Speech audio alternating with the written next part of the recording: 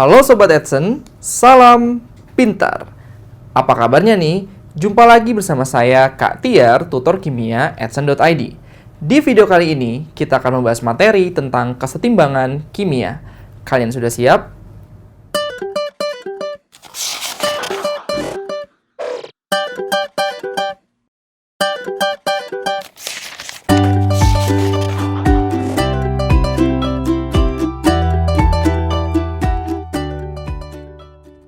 Sahabat Edson, reaksi kimia ada yang berjalan sempurna dan ada yang berjalan tidak sempurna.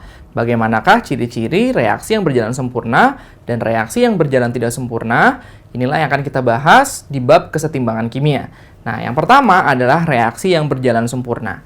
Reaksi yang berjalan sempurna kita sebut sebagai reaksi yang sempurna, reaksi kimia yang sempurna, reaksi kimia yang sempurna, di mana reaksi kimia yang sempurna ini, dia nanti disimbolkan dengan reaksi kimia yang memiliki satu tanda panah. Jadi reaksi kimia yang sering kalian lihat gitu ya, di dalam buku-buku, itu kan suka reaksi kimia misalkan ada satu tanda panah, itu artinya reaksi kimianya berjalan sempurna. Misalkan adalah A menjadi B. Nah, reaksi kimia yang sempurna ini disebut juga sebagai reaksi yang satu arah. Ya, reaksi satu arah. Reaksi satu arah. Karena kalian lihat aja disimbolkan dengan satu tanda panah gitu ya. Apa sih maksudnya reaksi satu arah ini? Maksudnya adalah si A ini habis bereaksi untuk membentuk si produknya. Artinya semua reaktan digunakan untuk menghasilkan produk ya. Jadi semua reaktan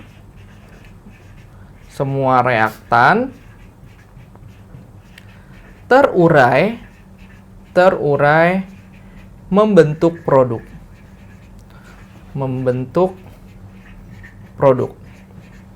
Atau dengan kata lain, karena semua reaktannya terurai, tidak ada sisa pada reaktannya. Ya, jadi tidak ada sisa pada reaktan. Tidak ada sisa pada reaktan. Oke ya, itu adalah reaksi kimia yang sempurna. Nah, tapi di dalam kehidupan sehari-hari kita atau di alam ini, justru reaksi yang paling banyak terjadi adalah reaksi kimia yang tidak sempurna. Nah, reaksi kimia tidak sempurna, ciri-cirinya bagaimana? Oke, saya tulis dulu ya. Reaksi kimia yang tidak sempurna. Tidak sempurna. Oke, reaksi kimia yang tidak sempurna itu nanti disimbolkan dengan dua anak panah ya, dua tanda anak panah. Kalian lihat perbedaannya, kalau seperti reaksi kimia yang sempurna ini dia satu anak panah. Tapi kalau reaksi tidak sempurna, ini dua anak panah. Seperti ini. Misalkan A menjadi B. Nah, kalian lihat ya. Jadi ada dua tanda anak panah seperti ini, menandakan bahwa reaksi kimia itu tidak sempurna. Nah, disebut juga sebagai, kalau ini reaksi kimia yang sempurna adalah reaksi satu arah, kalau reaksi yang tidak sempurna disebut sebagai reaksi dua arah atau reaksi yang bolak-balik. Reaksi dua arah ya, atau reaksi kimia yang bolak-balik.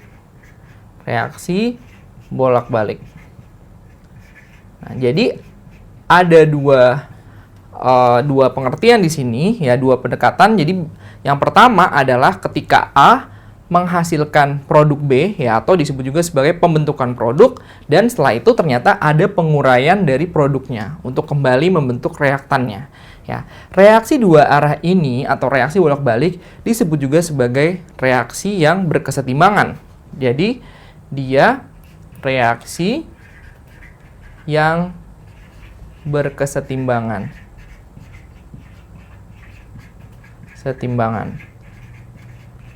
Di mana nanti reaksi yang berkesetimbangan ini dia akan memiliki dua laju ya. Jadi, kalau kalian lihat lagi di sini ketika A, dia akan membentuk produknya dulu, yaitu si B. ya. Dan dia akan memiliki laju. Ya, laju reaksinya disebut kita misalkan sebagai V1. Nah, kemudian ketika B kembali lagi membentuk reaktannya, membentuk si A, maka di sini ada laju lagi, laju baliknya, yaitu V2. Nah, di mana V2 ini, V1 ini adalah laju pembentukan produk. Laju pembentukan produk dalam hal ini berarti pembentukannya si B, pembentukan produk. Oke, atau disebut juga sebagai laju kanan. Ya, sesuai dengan arahnya. Laju kanan. Sementara V2 adalah laju penguraian produknya. Laju penguraian produk. Penguraian produk. Atau disebut juga sebagai laju kiri. Nah, kalau reaksi yang berkesetimbangan ini, nanti laju dari pembentukan produknya sama dengan laju penguraian produknya, atau laju kanan sama dengan laju kirinya. Jadi, dia nanti V1, ya, laju kanan atau V1 akan sama dengan laju kirinya. Ya, jadi ingat, laju kanannya sama dengan laju kirinya. Dan nanti setiap reaksi yang tidak sempurna ini, yang memiliki atau berkesetimbangan ini, akan memiliki yang namanya konstanta kesetimbangan. Jadi, dia memiliki nilai konstanta kesetimbangan. Konstanta kesetimbangan. Atau simbolnya adalah K.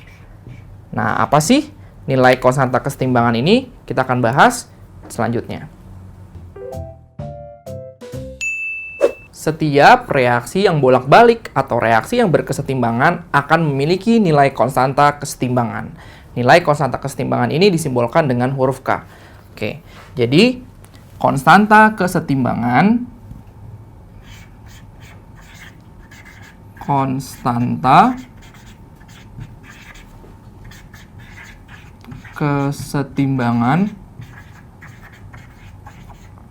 disimbolkan dengan huruf K.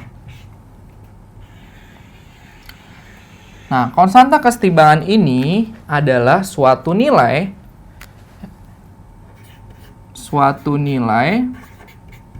dari perbandingan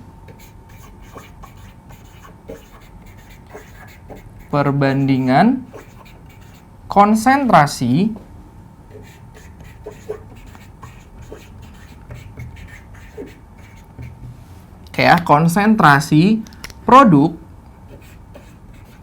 konsentrasi produk, dipangkatkan koefisien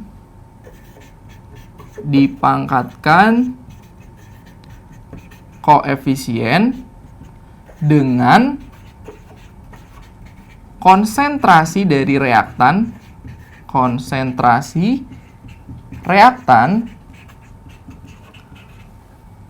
dipangkatkan koefisien juga,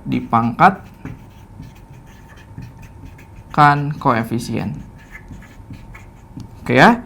Jadi di sini kalian coba dibaca lagi nilai dari perbandingan konsentrasi produk dipangkatkan koefisien dengan konsentrasi reaktan dipangkatkan koefisien. Jadi kalau kita tulis simbolnya, misalkan nilai K itu sama dengan konsentrasi dari produk pangkat koefisien, dibagi dengan konsentrasi dari reaktan pangkat koefisien. Nah, ini konsentrasi ya sobat ya. Jangan lupa, konsentrasi itu berarti artinya molaritasnya. Konsentrasi di sini maksudnya adalah molaritas.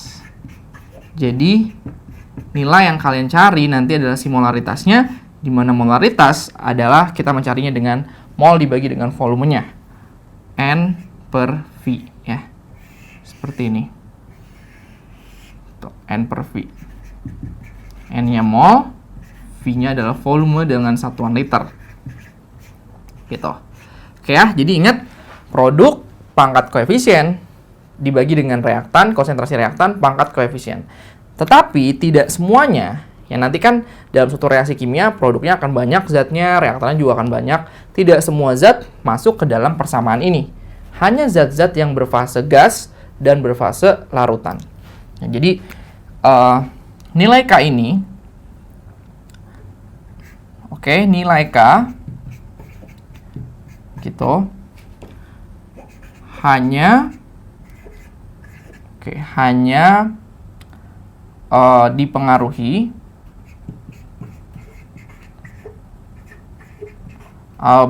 nilai atau rumus K ya. Rumus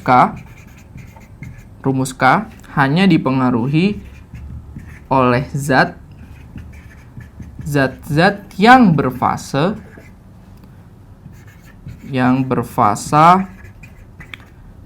gas ya. Kalian nanti lihat fasenya, gas dan larutan.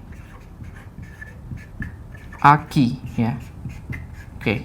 Jadi kalian lihat rumus K ya, rumus K hanya dipengaruhi oleh zat-zat yang berfase gas dan larutan saja. Jadi dan untuk selanjutnya nanti nilai K pada umumnya itu disebut sebagai Kc ya. Jadi K ini atau nilai K pada suatu reaksi kimia selanjutnya akan disebut sebagai Kc. Jadi Kc sama K sama aja.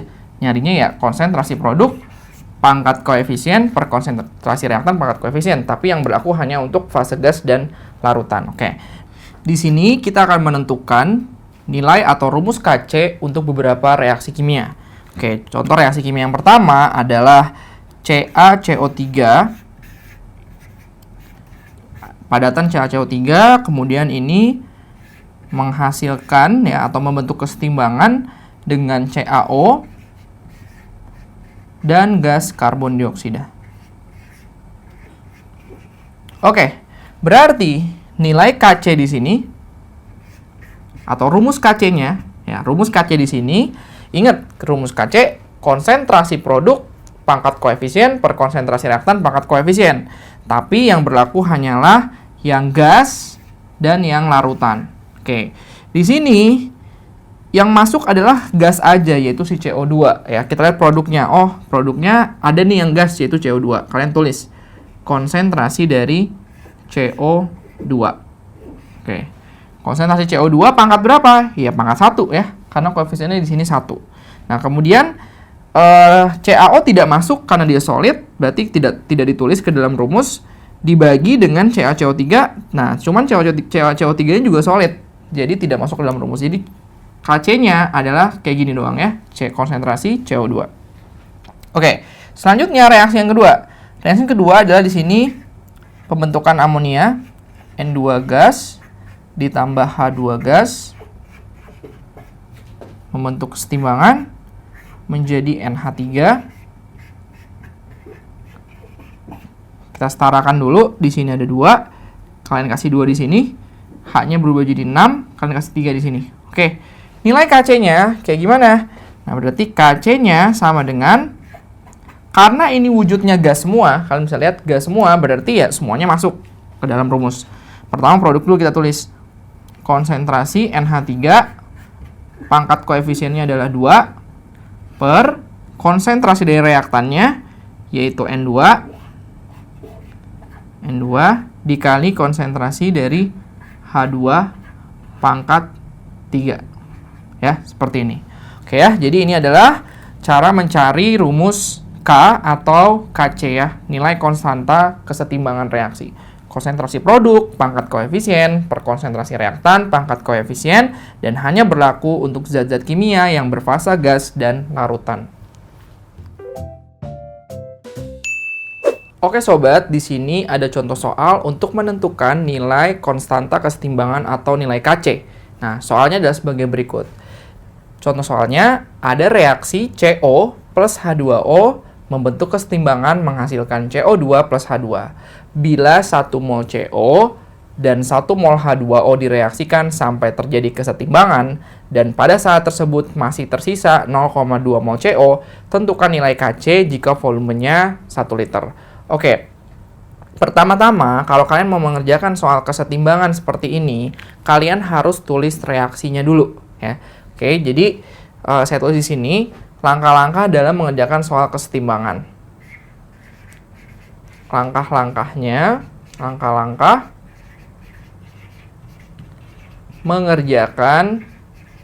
mengerjakan soal kesetimbangan.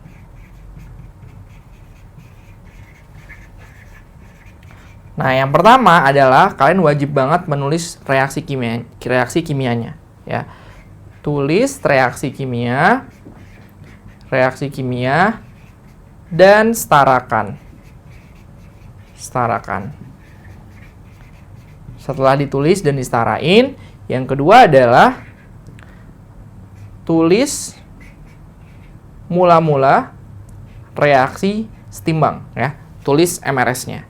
Nah, dan masukkan, yang ketiga, masukkan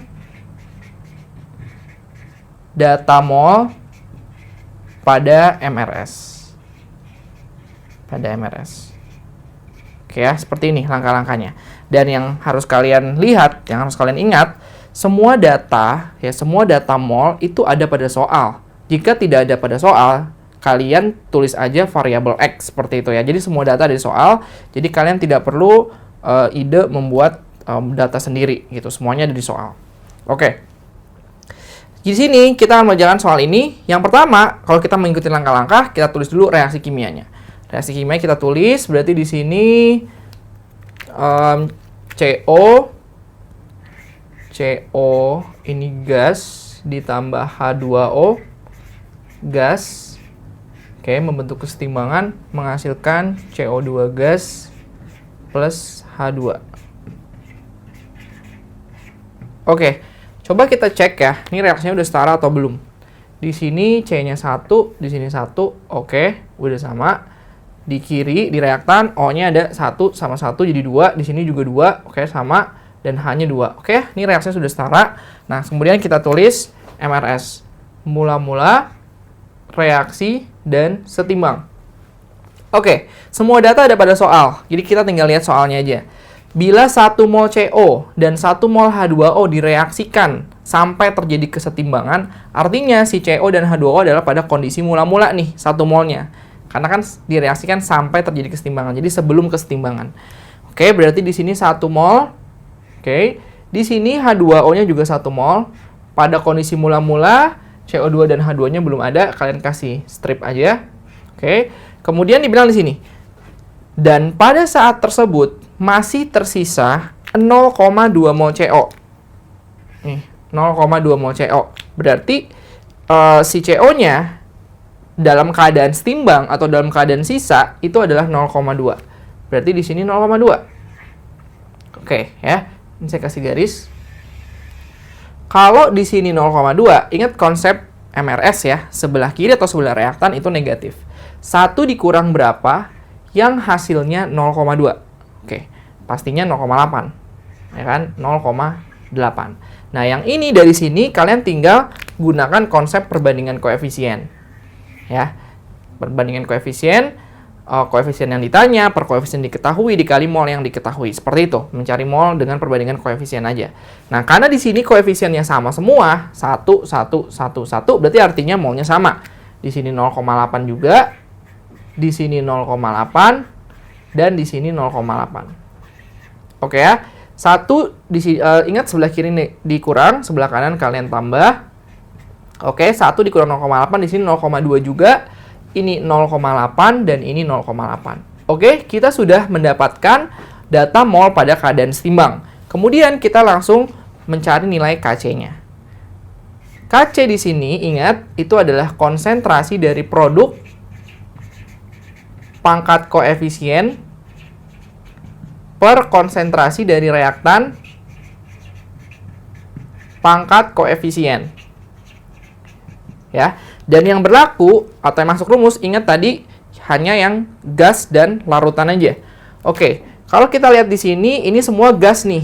Berarti semuanya masuk. Konsentrasi produknya berarti CO2 pangkat 1 karena koefisiennya 1 dikali konsentrasi H2 pangkat 1 juga per konsentrasi CO dikali konsentrasi H2O.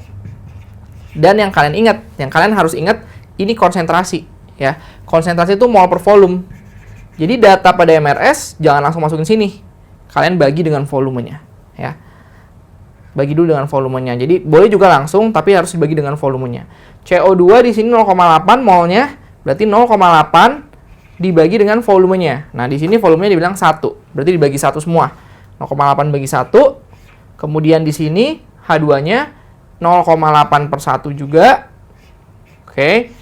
Dibagi dengan CO-nya berarti 0,2 per 1. Dan H2O-nya 0,2 per 1. Oke ya.